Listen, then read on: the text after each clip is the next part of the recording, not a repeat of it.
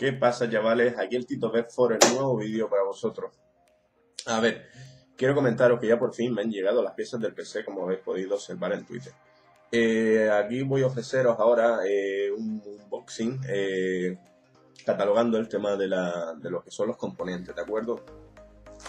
Bueno, en principio la placa que he pillado ha sido una Asus, una H81M, que está bastante bien, salida de HDMI. H3 con soporte 1150 en socket para procesadores, y la verdad que está por un módico precio, estaba interesante. La verdad que entre Gigabyte y lo que es Asus y incluso ASRock son de las mejores marcas que he podido comprobar a lo largo de los años. Por otro lado tenemos el famoso disco SSD, que la verdad que son discos mucho más rápidos, trabajan a 10 veces más rápido que un disco duro convencional, aunque también he pillado un disco duro convencional. ¿Cuál es la diferencia? Os explico esto. El disco duro convencional tiene una serie de platillos con unas agujas en donde suele ir a buscar la información. Bueno, sí, correcto, la información, en este caso los datos. Es mecánico, ¿vale? ¿De acuerdo? Los datos tienen que transformarlos en información y mostrarlo. Es un proceso que es lo que llaman cabeza de embudo. Por mucho procesador que tengáis en la máquina, suele ser el embudo, lo que llaman los informáticos el embudo, suele ser el disco duro convencional. Dirá la gente, coño, entonces ¿por qué te lo has pillado? Porque yo normalmente pillo un disco SSD para poder montar el sistema operativo, ya que trabaja 10 veces más rápido, y créanme que he hecho las pruebas, que el disco normal. Normalmente lo suelo comprar Seagate.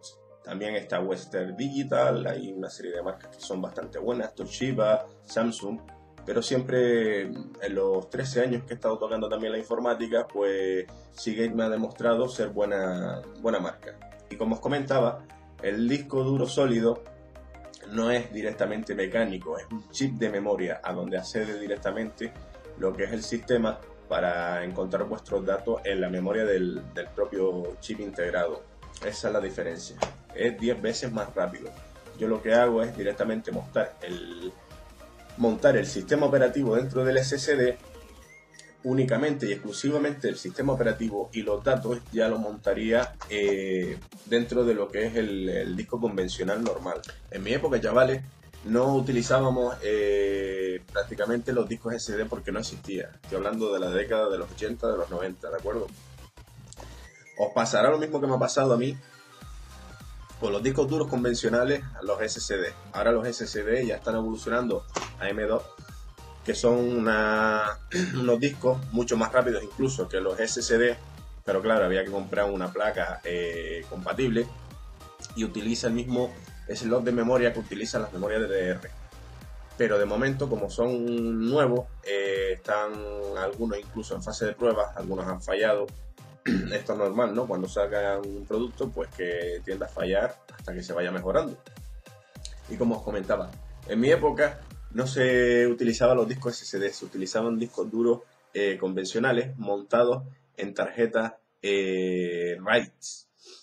¿Qué es una tarjeta RAID? Una tarjeta RAID eran varios discos duros que estaban en modo espejo, conectados por AGP, porque el PCI no existía tampoco. Conectados entre sí, estaban en modo espejo, clonándose continuamente unos a otros la información. En caso de que cayese uno de los discos, el otro ya tenía esa información, por eso le llamaba modo espejo. Habían varios tipos, estaba RAID 0, RAID 1, RAID 2, RAID 3, RAID 4, había una serie de programaciones según la configuración que tú quisieses tener con esos discos. Bueno, pues aquí os muestro lo que es el procesador. Es un i5 de nueva generación, 4460, una de las partes también bastante importante de la máquina.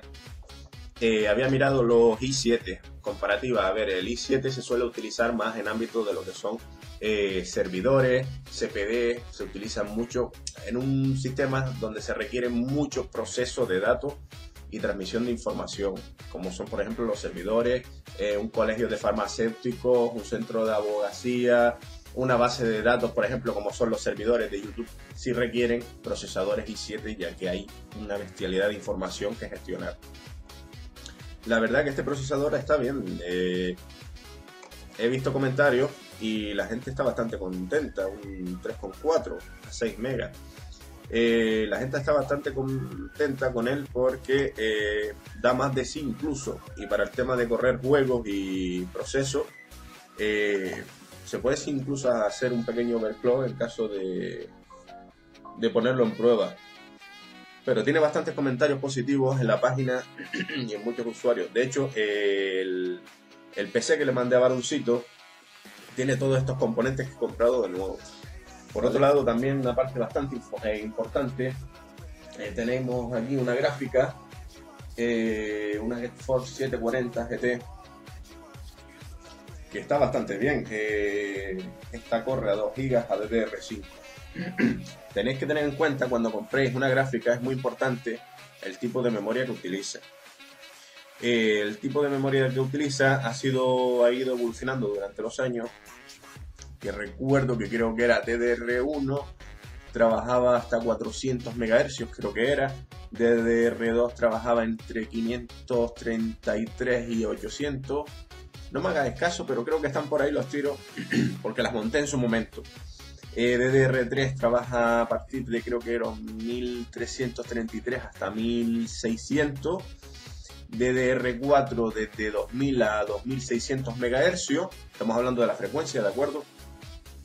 Y DDR5 trabaja a partir de 2700, 2600 para arriba, creo que es. O sea, si veis, por ejemplo, una tarjeta gráfica que dice 4 GB a DDR2, DDR3. Es más avanzada una tarjeta, por ejemplo, que diga 2 GB a DDR5. ¿De acuerdo? La frecuencia es mucho más rápida de respuesta del procesador, ya que las tarjetas gráficas en sí son pequeños ordenadores ya. O sea, incluso si viene ya retroalimentada. ¿Qué quiere decir esto? Que el procesador de la placa, por ejemplo, que os mostré antes, no puede tirar de todo ese proceso gráfico. Por lo tanto, una tarjeta gráfica tiene en sí un propio procesador dedicado a gráficos con sus propias memorias DDR, denominada creo que era VDRAM. O sea, es un pequeño microordenador dedicado nada más a lo que es el ámbito gráfico y a dar las prestaciones gráficas. La verdad que está bastante bien de precio y vamos a ver, yo creo que corre sin problemas. O sea, incluso trae 2 salidas DVI, modelo digital, HDMI y VGA. Bueno, y sin más, ya empezamos a montar la máquina. Bueno, aquí lo tenéis ya montado. Directamente lo que es el chasis con todos los componentes. Vamos a darle macho a ver qué tal queda.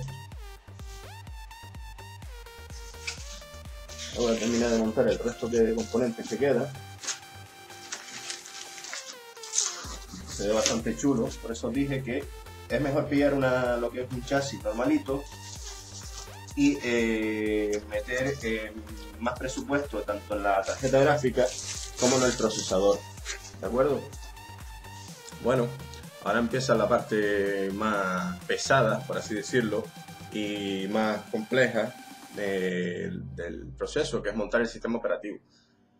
Tengo un pendrive de 128 GB, el cual yo opto por Windows 7 Profesional o Ultimate. Aquí tengo desde Windows 3.1, el primero que existió, pasando por Windows 95, 98, 2000, Millennium, Vista, XP, 7, todas las versiones de 7, incluso Windows 10. Windows 10 no soy partidario de instalarlo, ya que tiene muchos problemas de lo que es temas y credenciales de seguridad. ¿De acuerdo? Tiene muchos procesos, incluso hasta espías, que hay que desactivar a la hora de lo que es montar el sistema operativo.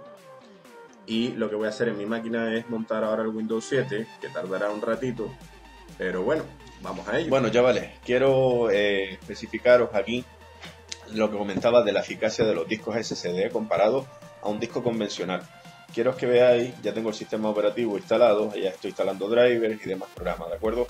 Quiero que veáis y cronometréis la velocidad a la que responde un disco SSD, ¿de acuerdo? Para ello vamos a apagar el sistema.